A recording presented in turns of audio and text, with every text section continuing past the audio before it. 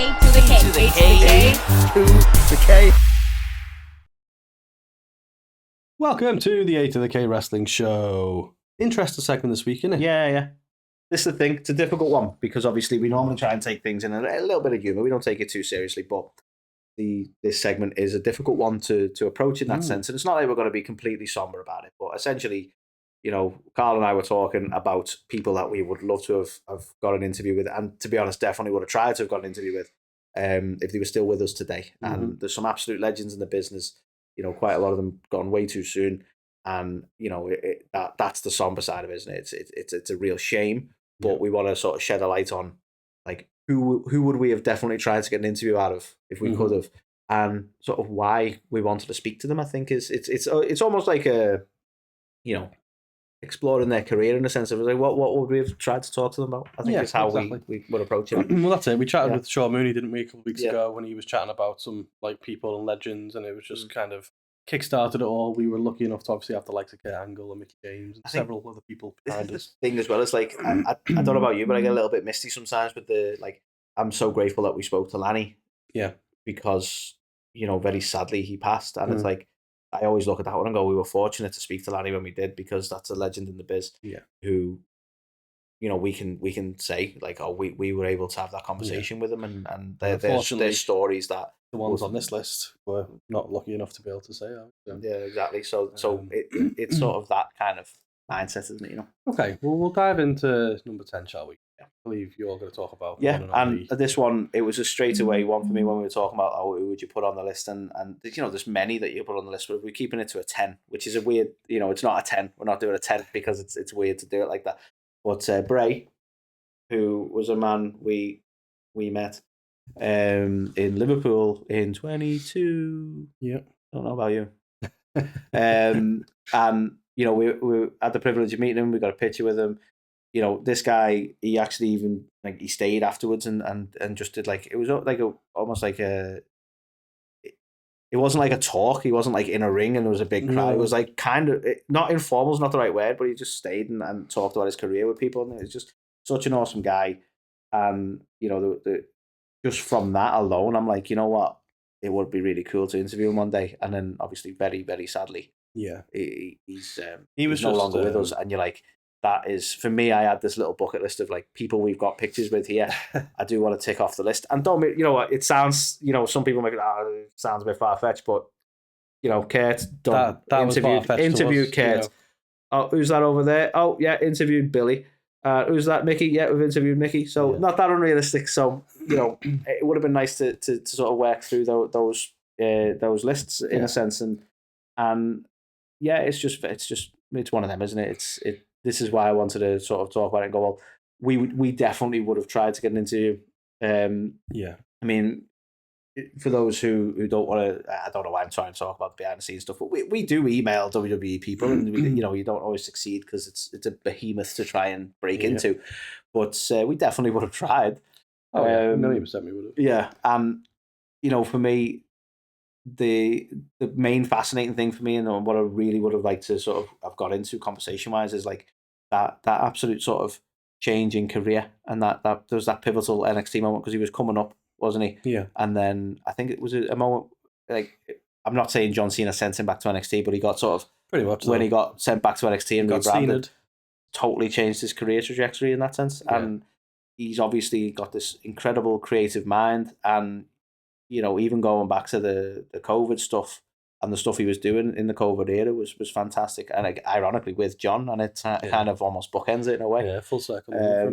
And in career was just such a fascinating one, and sadly ended up being cut short. But you know, there's just a wealth of like, you know, how his creative process works would have just been such a fascinating conversation. I want to find out what Undertaker whispered in his ear. I mean, he definitely wouldn't have told us that. No, that would have been a closely guarded secret, regardless, wouldn't it? But, but no, I think definitely, someone that we would have loved to speak to. I think, and do you know what would have been cool as well? And I know, again, very unrealistic, but we're being unrealistic, right?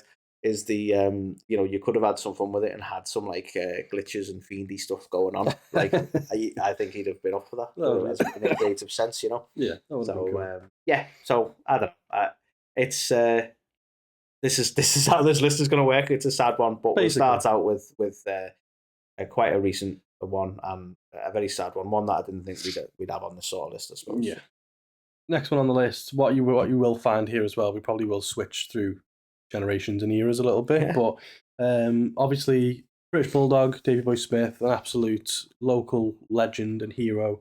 We were lucky enough to have his daughter Georgia on the show twice and kind of find out all about that family and everything that's happened there. But just to hear from, a lad from Goulburn, like to, make it in America, and obviously to what it was like in the whole growing up with the heart in the dungeon and everything, and how all that kind of career went. Yeah. But it's almost a personal one as someone for yourself, Carl, as well, who in your youth you actually did training. Like I don't know if a lot of our audience know that, but you actually did know that wrestling training. Shout out GPW, Grand Pro now. So to have a very local lad make it as big as he did, like that must hit really close. That no, it's massively inspiring. Do you know what I mean? But I just like growing up, he was just a bit of a hero, Joe. I had the Battle of the Royal Albert Hall VHS, probably watched that a million times, just seeing him win that, and obviously Lord Alfred Hayes and how big that moment felt. SummerSlam '92, him and Brett.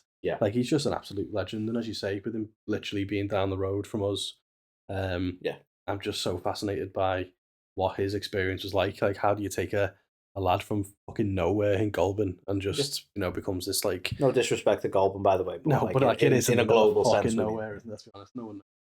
And like he's there walking out with Lennox Lewis and stuff and things, and very very crazy, isn't it? But but he's just someone that, and again, like obviously what a sweetheart. Georgia is obviously a friend of the show, and I just think he's just a bit of an icon, I think, and to have someone, if he was still around, he'd be someone I'd be badgering all the time just to 100% try and get him on the show. Just like obviously we've had Jack Rougeau on and stuff as well. He told us his side of the story with Dynamite Kid and things. So it'd be like from Davey's side and stuff. It's just I'd be talking for hours with him. 100%. And this is the thing. Even off air, you'd be like, okay, now we're off air.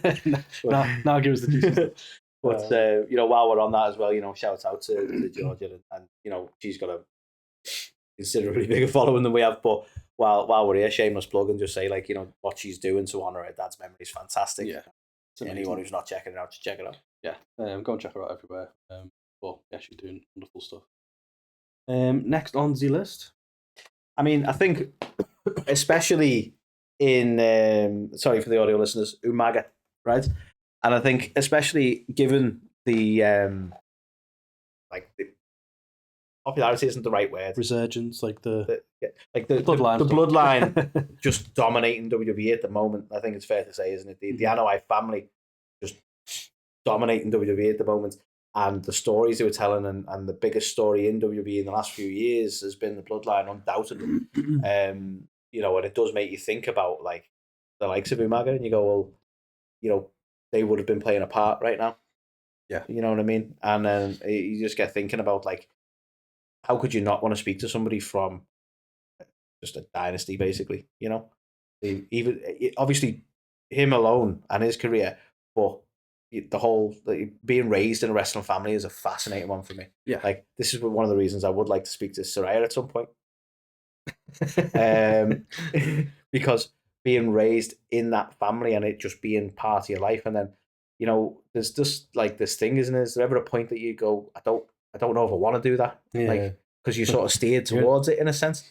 But doing the family business, son. But could you imagine Umaga being anything other than Umaga, though? Do you know what I mean? He was an absolute legend at what he did. Yeah. So I can imagine him being Jamal. You know what I mean? Apologies. Yeah, fair enough. But, I mean, he was made for the business. Yeah. Quite literally made for the business. And I'm not saying that could have come up in a conversation, because I don't know if he ever had that moments, but you go, well, fascinatingly, you're sort of raised in something where they go, that's what we do, in a sense. And this is why I'd like the conversation, or would have liked the conversation, because you don't know how it works, but you imagine there's even an unconscious, if it's not deliberate, an unconscious steer towards wrestling. Yeah. And you go, well, clearly you were made for wrestling. So was there ever a point that you're like, I don't know if I want to do this? I want to be a lawyer, like Dad. exactly, and it's like it's the Anoa'i family is fascinating to me, but obviously, the career Umaga had, and like I don't know, like it is. This is one of them episodes. It's like what could have been, isn't it?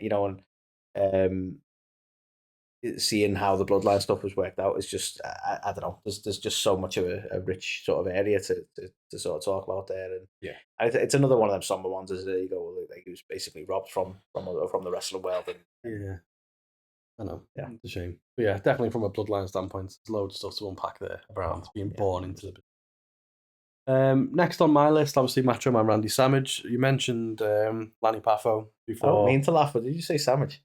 No, Savage. Okay, sorry. Got a cold. Okay. Like Macho was just an absolute legend. Do you know what I mean? And I feel like he was such a fascinating character. You had all the stuff, personal stuff with him and Hulk outside the ring and things like that. He turned into become a rapper. Do you know what I mean? Like it was just the most random thing ever, wasn't it? And it's like I feel like he's someone that I would have just been fascinated to explore. Yeah. Kind of. Do you think Randy would have been someone who was like, I'm gonna be in character, 100% in character for this? I don't think he would have, but other than the I don't think. We'd have got a couple of them, I reckon. Yeah. I don't think he was too dissimilar, if that makes sense. He was I saw a lot of interviews from back in the day on like talk shows in which he was still like the way he talked was still like a bit of a mind fuck. Do you know what I mean? Yeah. And it's like, would he have been that guy, or would he have been more like behind the scenes? You know what I mean? Yeah. And like you say, I don't know if they were necessarily too dissimilar, but no, it would have been fascinating though. And I think something I really would have loved to speak to him about is, people have always said he was very meticulous with planning his matches. You go back to that WrestleMania 3 match with Ricky Steamboat, and it was like he basically wrote that match move for move and went over it thousands of times. You know what I mean? People said he was very OCD about that kind of thing. I'd just love to unpack that because you see so many guys now, well, we'll call it in the ring and all this. I was like, well, for him, he obviously how often does that work out? Like, he had a vision, of how he saw the match going. And it is interesting because people, I'm not saying, they got it from Randy, but people do copy that template, wasn't it? A Shawn Triple H match where there's like footage knocking around of them preparing for that match and literally going through it move by move.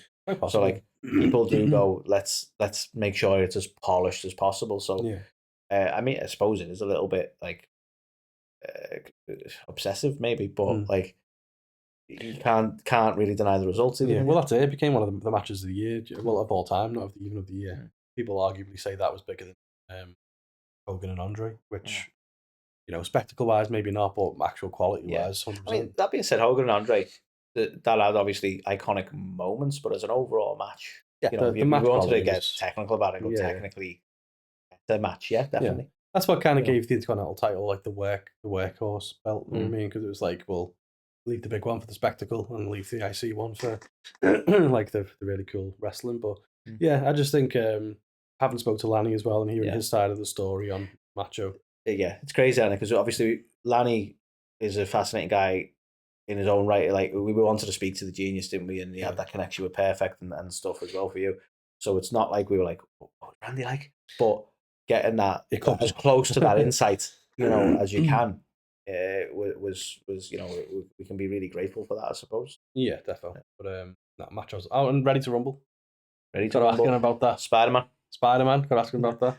But ready to rumble. Yeah. Tag me. That was so good. Yeah. That was so good. So stuff like the match. I need to watch Ready to Rumble again. But we'd I'd love to have it on. Okay, so this one might, like, I don't put this without sounding like, I'm not trying to be disrespectful when I say it, but I think people may be like surprised that Tester's on the list here.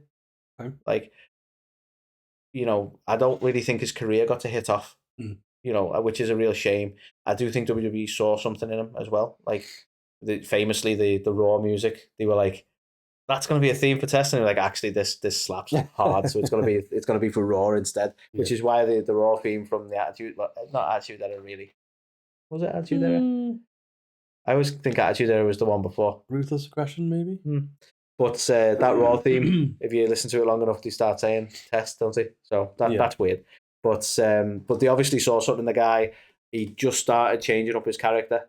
We even got a bit of humour in the later part of his career with the I need to ask actually, Carl. Were you a testicle growing up, or I've always been a testicle. you lefty or a?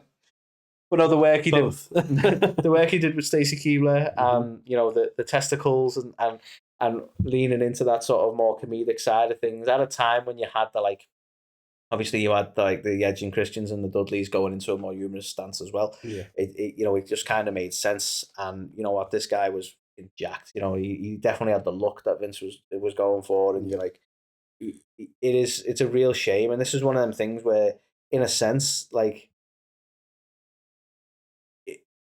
It's one you go, well, like, I definitely would have tried to get an interview out of him, and it's one of them where you go, well, I kind of would have, like, in a hypothetical of like, we could, if he hadn't have passed and we could talk to him now, and the career he would have had would be a fast. And I'm not saying I wouldn't talk to him about the career he had, but like, he was set for something big, and we never got it. So it's almost like this what if of like, well, what if he'd have got that?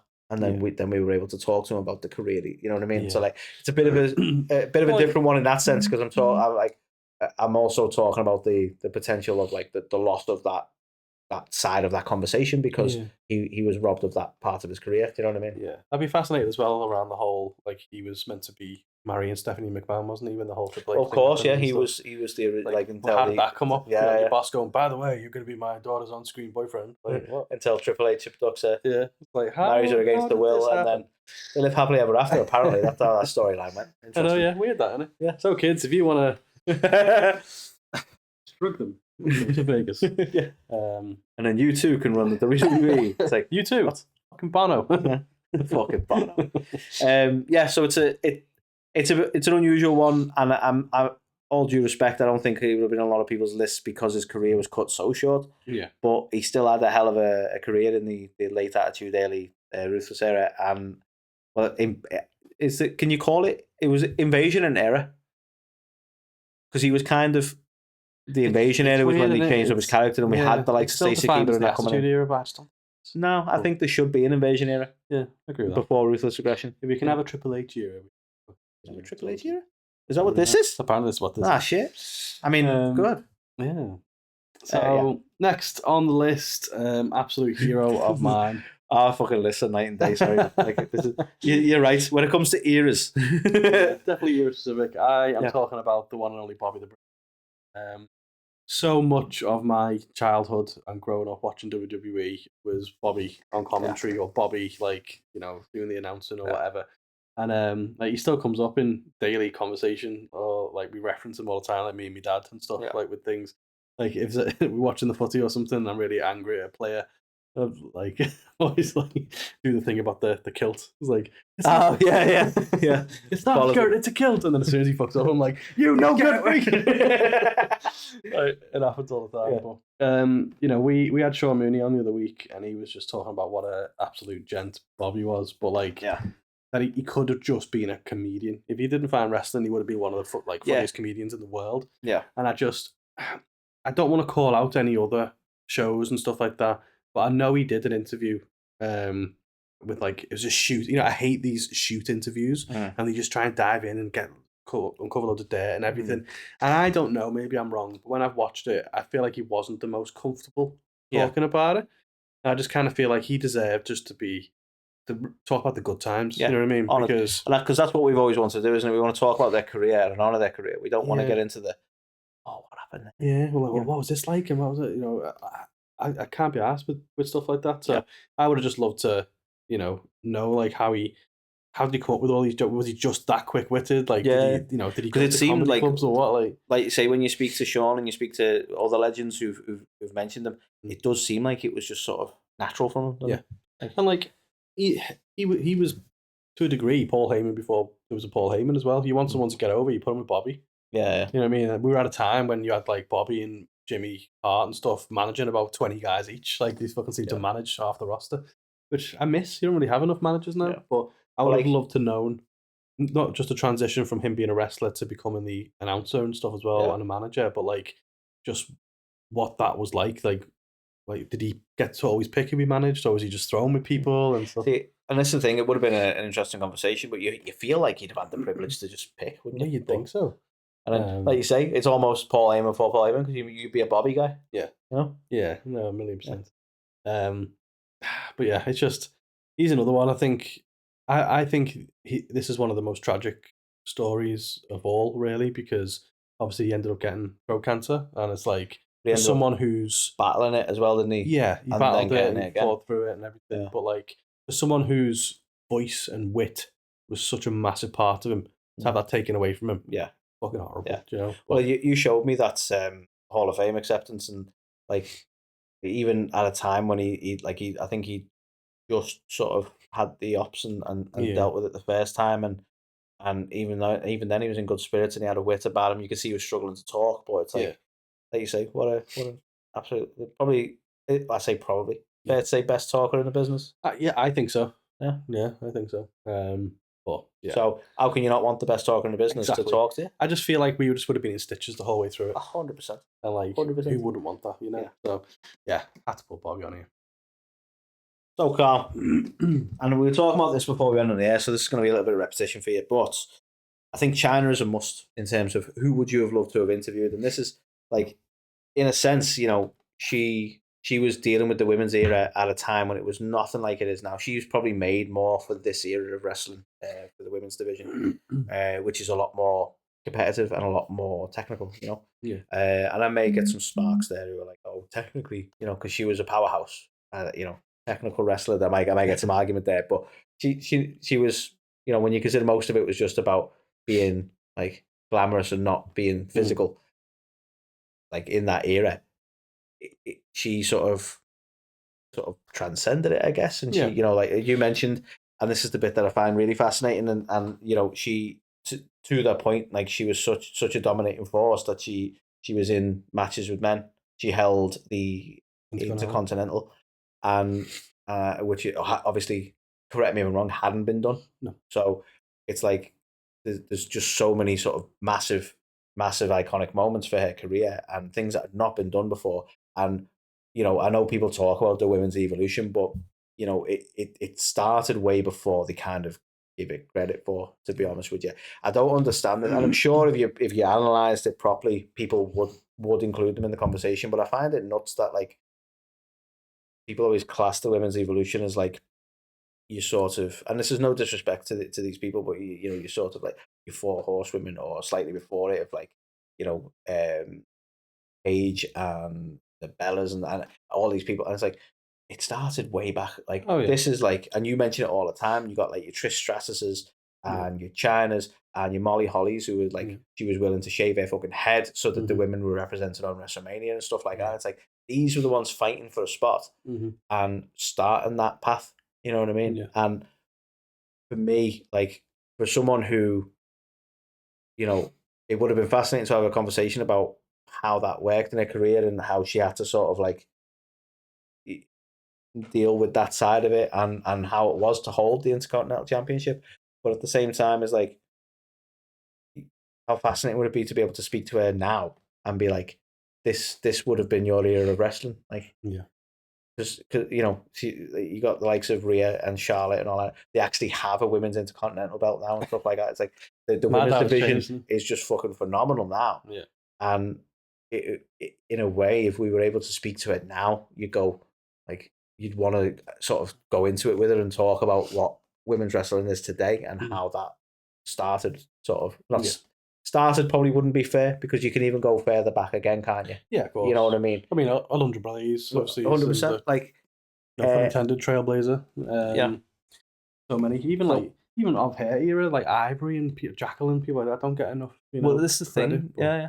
So it's not just her, but it's like that sort of, I suppose, those pivotal iconic things of like the IC title. I know I've mentioned it a few times, but those were like the big ticket things that you go, you know, that's what started some of this movement, isn't it? You know. Yeah. So yeah, I think it would just be it would have been an absolutely amazing conversation. Yeah, I completely agree. She was a trailblazer for women and for women's wrestling. So it's been great to hear her thoughts and stuff. Next on my list, Rowdy Roddy. You like the Piper. talkers, man. You like the talkers. I love this guy. So he's kilt wearing. Yeah, unless he annoys me, then he's scared. I mean, Rowdy Roddy Piper, man.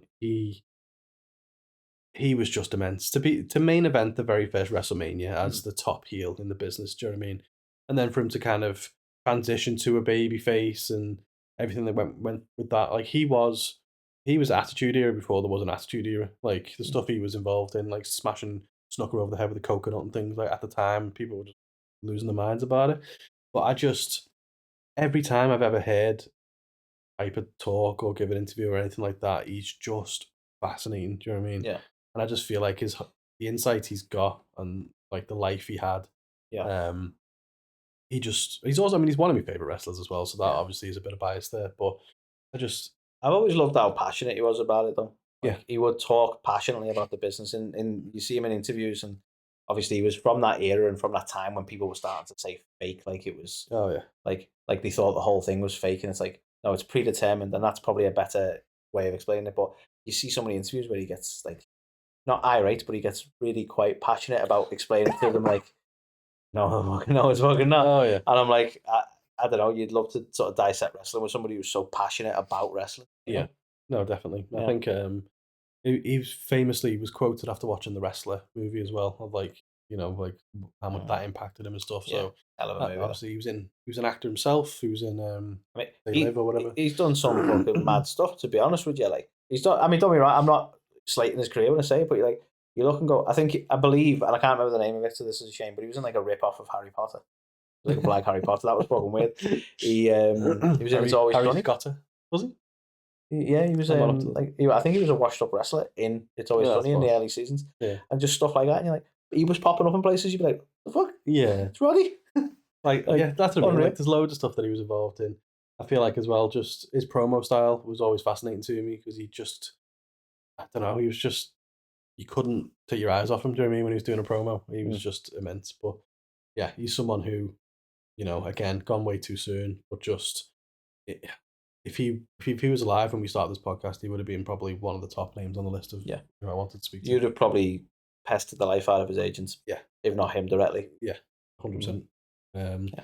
Yeah, that's okay, penultimate. Yeah. So, Carl, Eddie Guerrero, got to be in the conversation straight away, right? My reason for wanting to speak to him would be the career he had. Like he was becoming like main event guy around the time I was super into wrestling, like around our teens, wasn't he? So like, I feel like, and I know many people will be like, that wasn't the beginning of his career, but I feel like I watched his early career evolve into, you know, him having like matches against Brock Lesnar for the title. You know what I mean? Yeah. Like, and it, you know, you that flip from like Latino Heat to Los Guerreros, to the more comedic stuff, you know, with Los Guerreros, to his work with JBL, and it's like there was a whole character shift there. But he was still, throughout it, he was still Eddie, which is a hard way of explaining that. Yeah. You know what I mean? It's like he was still himself, but there was a lot of change there, and like he pulled it all off so fucking well. Yeah, he didn't become a completely different gimmick. He just became the evolution of Eddie Guerrero. But this is the thing, and this is the bit that I'd love to have spoke to him about it, because like he was still able to be that guy who, like, you know, he lies and cheats, he steals, he does the fake chair shots, he gets the audience on board when he like you know, pretends he's been hit, and then they all know he's faked it, and the ref's like, oh, what's going on? You can get all that comedic side, but then he cut a hell of a promo with Brock Lesnar about how, you know, Brock may think he's got his number, but he's gonna take it to him, and they had a fucking banger of a match, and you're like, how do you go from that guy to that guy and still be Eddie as well? You've got to have it. You got to be super talented, haven't you? 100%, 100%. And you know, again, another one who sadly, you know, his career was cut short, and I'm sure he would have been, you know, a multi-time main event, you know, world champion. But what we got was just an amazing run, and there's just so much I would have loved to have talked about just from that career that I watched. You know, when I was a teen and I was watching wrestling like weekly. Weekly didn't sound dramatic enough. Daily, right? And he was a massive part of that thing for me. I like, not to talk too sort of northern and UK-ish about it, but like, you know, for some reason SmackDown you could get on like Sky One, and Raw was on the sports channels. I didn't pay for the sports package. Literally the only thing I watched was wrestling, so I didn't pay for the sports package, so I didn't watch Raw. And this guy was SmackDown. Yeah, for a time. There was a few who held that mantle. JBL, Undertaker. These are all synonymous with SmackDown at that point. Edge as well, to a degree. Edge, yeah, and for me, it was like I would be tuned in on a Saturday to watch SmackDown, and I watched it more than I watched Raw because of that, right? And you go, this guy was like one of the main draws there. You know what I mean? So, yeah, it holds a special place, and I definitely would have been pestering him for an interview. Yeah, I mean, to peel back the curtain a little bit for anyone, like we were very, very close to having Chavo on the show a couple of years ago. We were. Sadly, he was filming Young Rock, so we had a little bit of downtime when he was in Australia, and we just couldn't sync up on it, unfortunately. And obviously, he's a very busy dude. He is. So we just haven't managed to revisit that. But again, we just wanted to ask him very similar stuff. Didn't we? I remember you looking through, and you were like, "Who can we interview?" And you were like, "Ooh, Chavo." I like you. Kerwin White. Have we tried that guy? Okay. So maybe you should ask again if you can interview Kerwin White. That'd be quite funny. So last on the list, probably comes as no surprise. You've seen him on the thumbnail. You know anything about me? Tied with Bret Hart as favourite wrestler. The one and only Mr. Perfect. Yes. It's still baffling to me that this guy was never world champion. Fuck you, Hulk Hogan. Like, there's another list. Like, people who we'll never want to interview. Yeah, that's true. Yeah, I don't know. I still probably would for Hulk. Sean would be on that list for me then. Yeah, I mean, Hulk, I think he's still his ego, he's too full of shit. I don't think I believe anything in the interview, so I don't think I bother. Yeah. Yeah. But like if he just said, "Oh, I'll come on your show," I wouldn't be like, "Nah." You know what I mean? But I wouldn't go seek him out. You know, I'll be honest, even I'd be a full sellout and be like, "Yeah, okay." He said he. I mean, he is still Hulk Hogan, but I wouldn't believe anything. But yeah, like he should have won the '91 Royal Rumble in my eyes. He should have gone on to be a world champ. But like, again, he's a second or third generation wrestler. Obviously, his dad, Larry the Axe. His son has got into Mr. McGillicuddy himself. I didn't realise that. So he's fourth generation. I think his granddad wrestled as well. Don't hold me to that, but I think so. I know his dad definitely did. But it's like we talked before about being born into the wrestling business. So a similar reason I want to speak to him about that. But then to come in as Mr. Perfect, like that's a lot of weight on your shoulders. That 100%. Yeah. And it's like we've seen outtakes and stuff of all the vignettes he did where it was all going wrong and things. And that's the thing, because like that took some production, I suppose. Yeah, but like the amount of times like he'd be on live TV and he'd do his little pen flick, which Pat McAfee has fucking stolen, but do his little pen flick and catch it every time, or like he doesn't steal any likability. But yeah, like how could he always be perfect when he needed to be? This is the thing, because there's a lot of pressure, like you say, to do those, even those little things. But like you fuck it up, you're suddenly not perfect. Yeah. You know what I mean? Exactly. That's pressure, man. When that is your gimmick, like you can't make a mistake. And obviously, when people run ripens over botches and stuff like that, it's like high pressure stuff. But yeah, Kurt was just the man. You know what I mean? I'm gutted he never got a world title run, but he's another one that I could just listen to so many stories about. Obviously, his time in the AWA, his time working with Rick, going to WCW and doing the whole rap is crap thing and stuff. Like, was he really into that? Like, all that kind of stuff. He's just the man. You know what I mean? And yeah, it's actually just a recent anniversary of his passing as well. So you put the post up on our socials for those who follow us on social. Yeah, so yeah, big shout out to Mr. Perfect. Will always be a legend. Would you speak to Mr. McGillicuddy? Maybe. I don't know how we go about contacting him, but yeah, I don't know. I've never really thought about it too much because I feel like, no disrespect to him, but I'd be wanting to ask so many questions about his dad. Yeah, and he'd probably want to talk about his career, and you'd be like, but your dad. Yeah, and he probably gets that a lot. He does. You know what I mean? So I feel bad for old Goldust, because like everyone just always asks about Cody all the time. It's like, this man's a fucking legend. You've seen his career, which is a shame, because, like you say, I'd be talking about Dustin. Yeah, like 100%. Yeah, me too. Come on our show, Dustin. Maybe a quick shout to his dad as well, but like Cody's an interview we'd have happily, but you wouldn't need to. That's it. It's enough. Speak to Dustin to learn about Cody. No, exactly. Yeah. Anyway, but yeah, they were our 10 legends gone too soon. That would be dream guests for us. Who would you have loved to have seen us have on the show? Look at the animation. Look at that. Look at the quality now. Hey, let us know. Comment below. Sorry for those listening. You can't look. And then also don't forget to like, to comment, and to subscribe. And click that bell there. Yeah. not me. That one.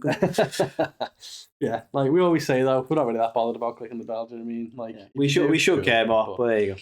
Yeah, we're just not like that. Yeah, let us know in the comments below, and we will catch you on the next one.